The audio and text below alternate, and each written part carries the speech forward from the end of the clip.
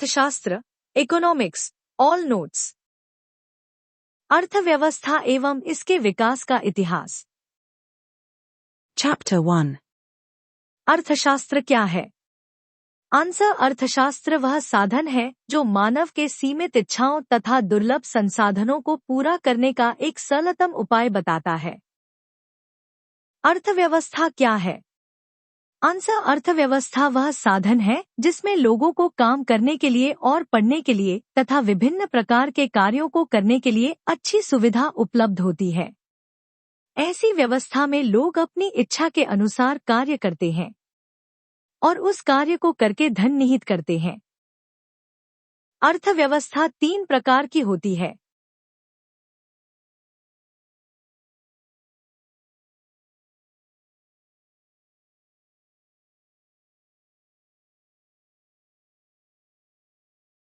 अर्थव्यवस्था 3 प्रकार की होती है।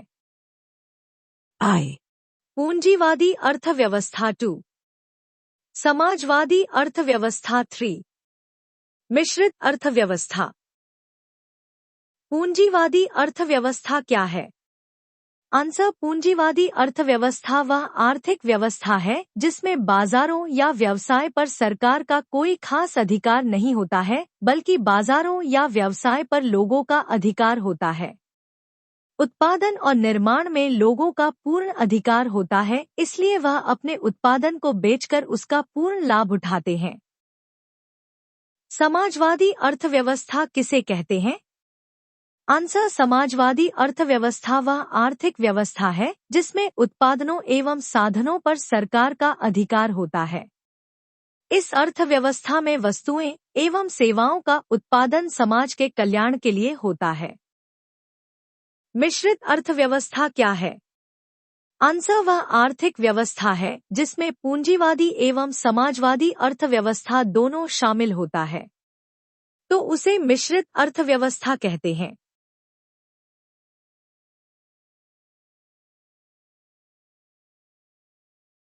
विकास के स्तर के आधार पर अर्थव्यवस्था कितने प्रकार की होती है? आंसर: विकास के स्तर के आधार पर अर्थव्यवस्था 2 प्रकार की होती है। विकसित अर्थव्यवस्था 2, विकासशील अर्थव्यवस्था। विकसित अर्थव्यवस्था क्या है? आंसर: वह अर्थव्यवस्था है जिसमें देश की राष्ट्रीय आय एवं प्रति व्यक्ति आय बहुत अधिक होती है, तो उसे विकसित अर्थव्यवस्था कहते हैं। ऐसे देशों के नागरिकों का जीवन स्तर बहुत ऊंचा होता है, जैसे America, Britain, France, Germany, Japan. विकासशील अर्थव्यवस्था क्या है? आंसर: वह आर्थिक व्यवस्था है जिसमें लोगों की राष्ट्रीय आय एवं प्रति व्यक्ति आय बहुत कम होती है, तो उसे विकासशील अर्थव्यवस्था कहते हैं। ऐसे देशों के नागरिकों का जीवन स्तर बहुत निम्न होता है, जैसे भारत, पाकिस्तान, नेपाल, श्रीलंका, इंडोनेशिया आदि देशों की अर्थव्यवस्था पिछड़ी हुई है। अर्थव्यवस्था के 2 कार्यों को लिखें। आंसर: अर्थव्यवस्था के 2 कार्य निम्नलिखित हैं। इसमें विभिन्न प्रकार की वस्तुओं एवं सेवाओं का उत्पादन किया जा सकता है तथा लोगों की आवश्यकताओं को पूरा किया जा सकता है। इसमें रोजगार की वृद्धि की जा सकती है और राष्ट्रीय आय एवं प्रति व्यक्ति आय में वृद्धि की जा सकती है।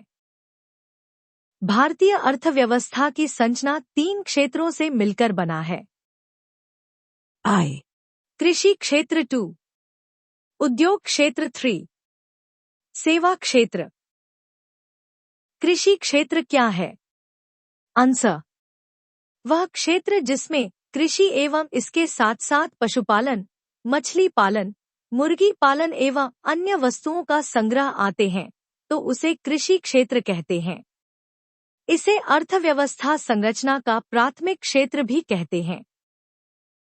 उद्योग क्षेत्र क्या है? आंसर: वह क्षेत्र जिसमें खनिज संसाधनों का निकालने और उनसे उपयोगी वस्तुओं का उत्पादन करने तथा पेट्रोलियम तेल तथा गैस निकालने के साथ साथ बिजली उत्पादन करने का कार्य शामिल होता है, तो उसे उद्योग क्षेत्र कहते हैं।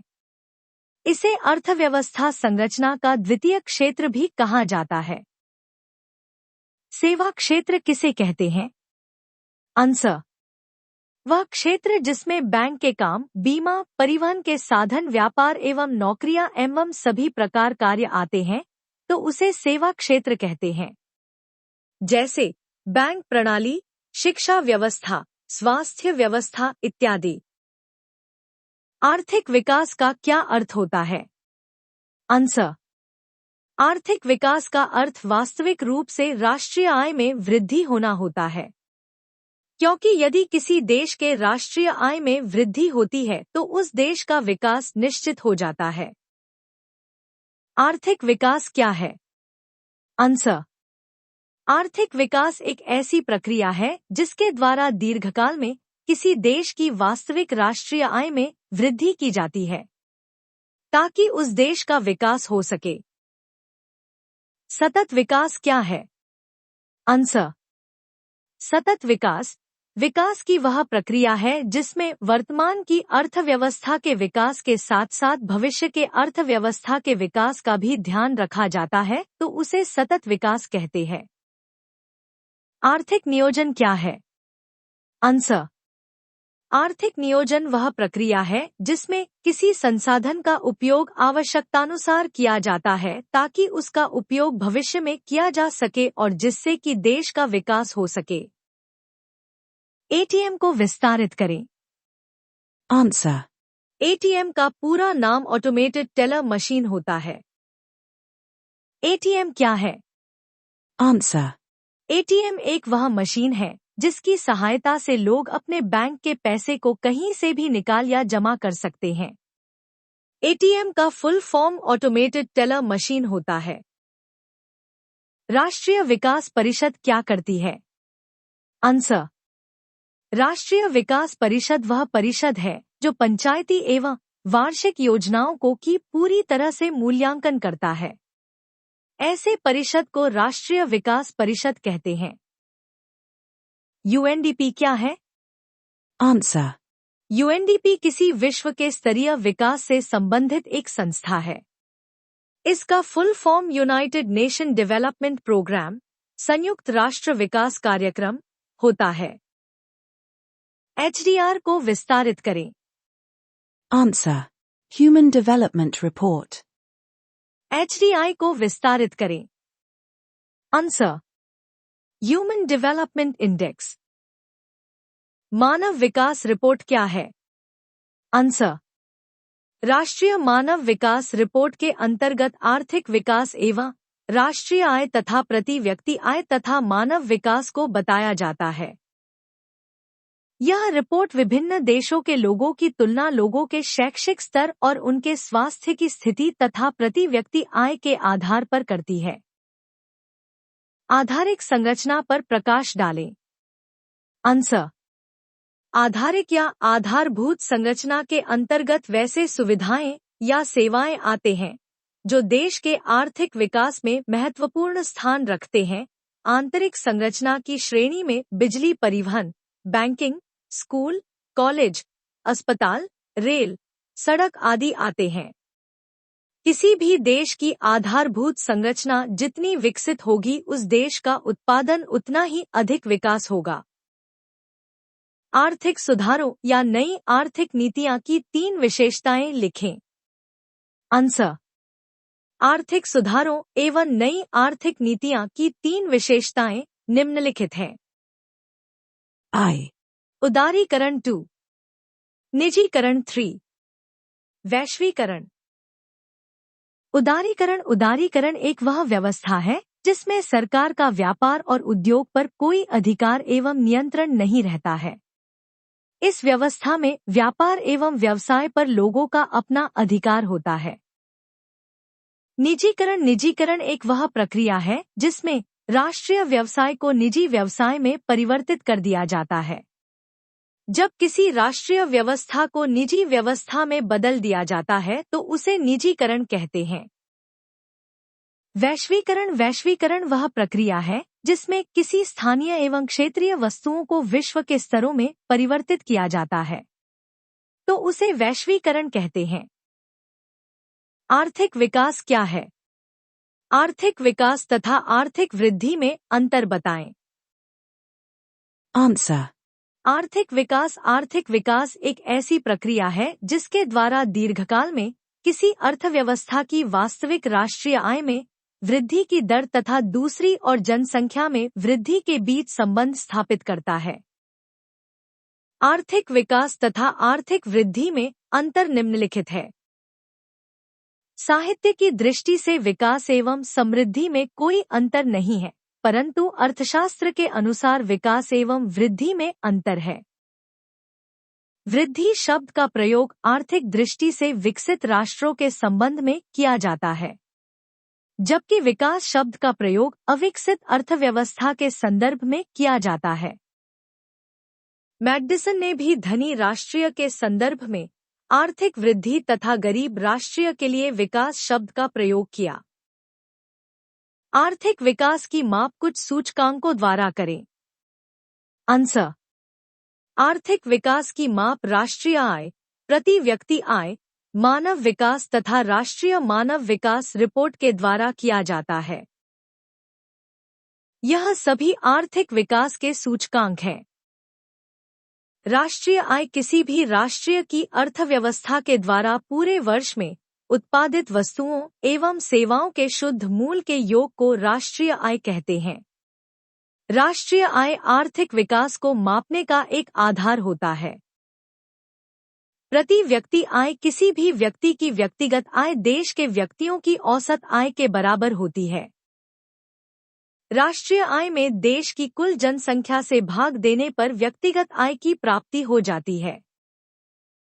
2004 में भारत की प्रति व्यक्ति आय 2,21,000 रुपए थी। प्रति व्यक्ति आय राष्ट्रीय आय कुल जनसंख्या होता है। मानव विकास सूचकांक पहली मानव विकास रिपोर्ट संयुक्त राष्ट्र विकास कार्यक्रम ने तैयार की। मानव विकास रिपोर्ट का आधार प्रति व्यक्ति आय और शैक्षिक स्तर तथा स्वास्थ्य की स्थिति को बनाया गया। मानव विकास सूचकांक के 3 सूचक हैं। जीवन आशा B, शिक्षा प्राप्ति C, जीवन स्तर। अर्थव्यवस्था की संरचना से आप क्या समझते हैं? आंसर। अर्थव्यवस्था की संरचना से हम यह समझते हैं कि अर्थव्यवस्था में विभिन्न प्रकार की क्रियाएं होती है, जैसे कृषि, उद्योग, व्यापार, बैंक सेवा, बीमा, परिवहन, संचार इत्यादि। ये सभी अर्थव्यवस्था के अंतर्गत आते हैं। इन सभी को अर्थव्यवस्था की संरचना के द्वारा 3 क्षेत्रों में बांटा गया है। I. कृषि क्षेत्र 2, उद्योग क्षेत्र 3, सेवा क्षेत्र। कृषि क्षेत्र क्या है? आंसर।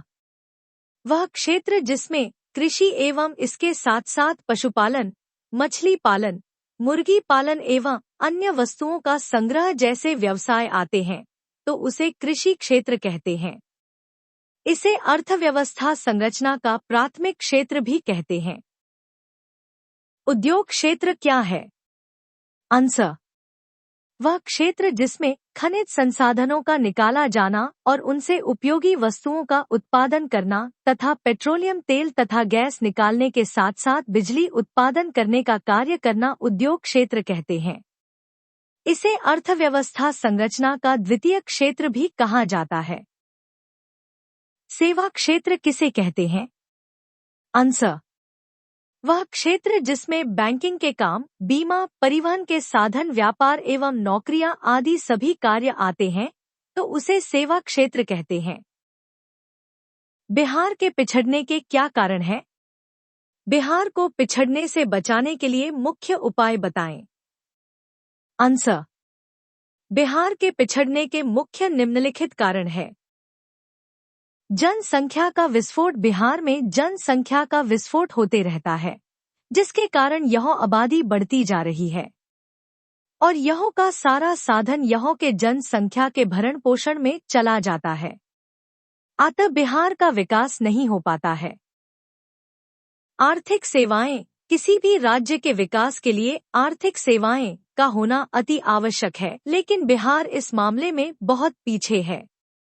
जैसे बिहार में अच्छी सड़क, शिक्षा, बिजली, सिंचाई, स्वास्थ्य की कोई खास व्यवस्था नहीं है, इसलिए बिहार बिछड़ते जा रहा है। कृषि पर अत्यधिक निर्भरता। बिहार की अर्थव्यवस्था पूरी तरह कृषि पर आधारित है, इसलिए जब मानसून साथ नहीं देता तब किसानों की दशा बहुत खराब हो जाती है। अतः यह एक बिहार के पीछे जाने का प्रमुख कारण है।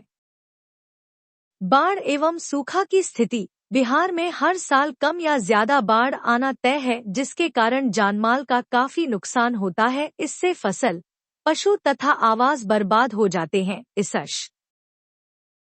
तरह विकास की स्थिति शून्य पर पहुंच जाती है।